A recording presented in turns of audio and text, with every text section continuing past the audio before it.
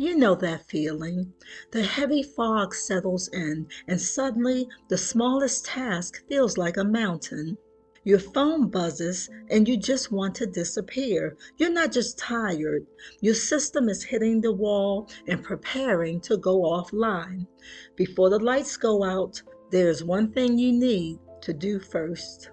Hello and welcome back to the universe, friends.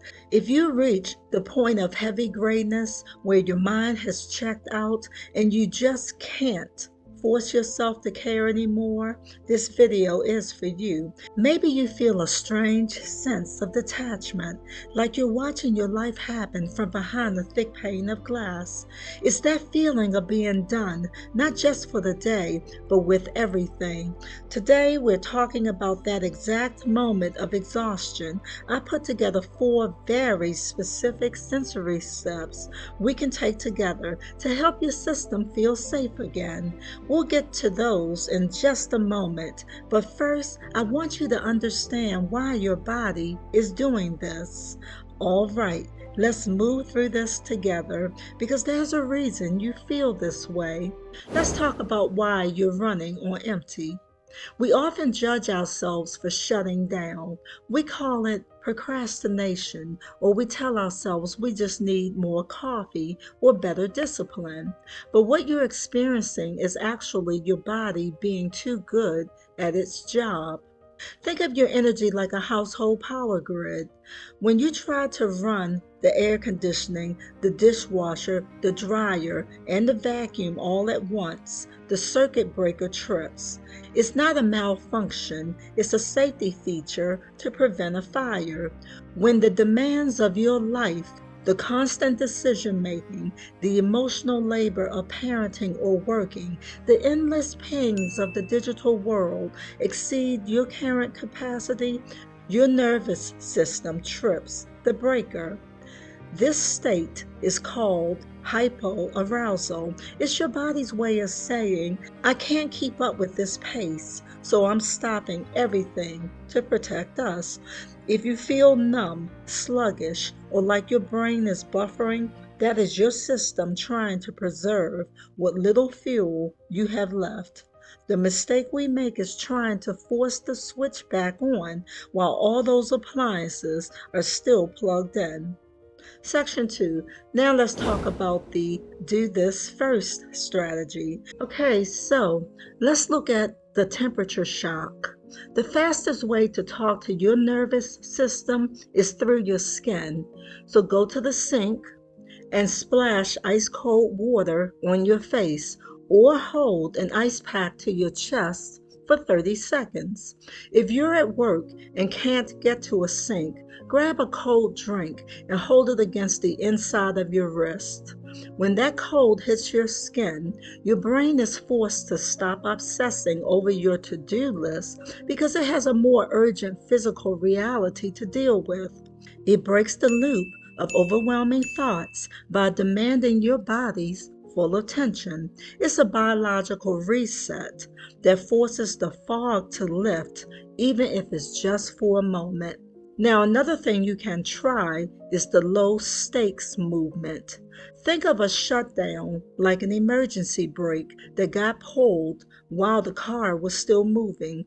There's all this tension trapped in your muscles, even if you feel sluggish. To release that brake, you don't need a workout, you just need to move the air. Try the shake. For 1 full minute, just shake your arms, your hands, and your legs. It feels silly, and you might even feel a little self-conscious doing it, but it's a powerful signal to your brain that you aren't trapped. By physically shaking it off, you're telling your nervous system that the threat of your inbox or your schedule hasn't actually paralyzed you. You are reclaiming your ability to move. The external brain dump.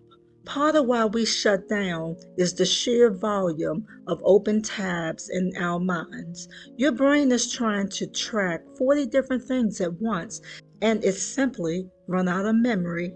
Don't try to solve these problems yet. Just grab a scrap of paper, not a fancy planner, just a scrap. and write down everything that is currently feeling heavy. Don't worry about grammar or organization. Just get the words out of your head and onto the paper. Once the system feels heard, the internal pressure begins to drop. You aren't fixing the problem, you're just putting the bags down for a moment so you can breathe. And then there's the 10% rule. The mistake we often make after a reset is trying to jump right back into the deep end. We think, okay, I feel a little better. Let me finish that 3 hour project. And within 10 minutes, the fog rolls back in because the demand is still too high. Instead, I want you to practice the 10% rule. Ask yourself, what is a version of this task that only requires 10% of my energy? If you need to clean the kitchen, just wash 3 forks. If you need to write an email, just type the subject line. This isn't about being productive.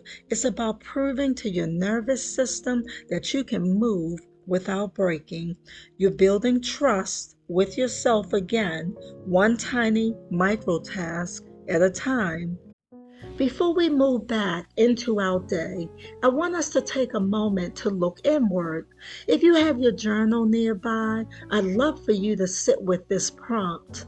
If my shutdown had a voice, what is the one thing it is trying to protect me from right now?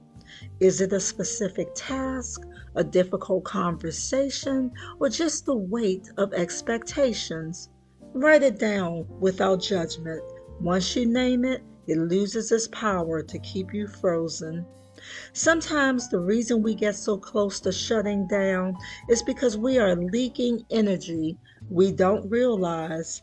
If you found that even the smallest choices, like what to wear or what to eat, feel like they might break you, you should watch my video on why even small decisions feel so exhausting. It explores how to plug those energy leaks before they lead to a total system crash. Remember, you aren't a machine that's broken. You are a person who is doing a lot. In a world that asks for even more, choosing to pause isn't failure, it's the highest form of self care.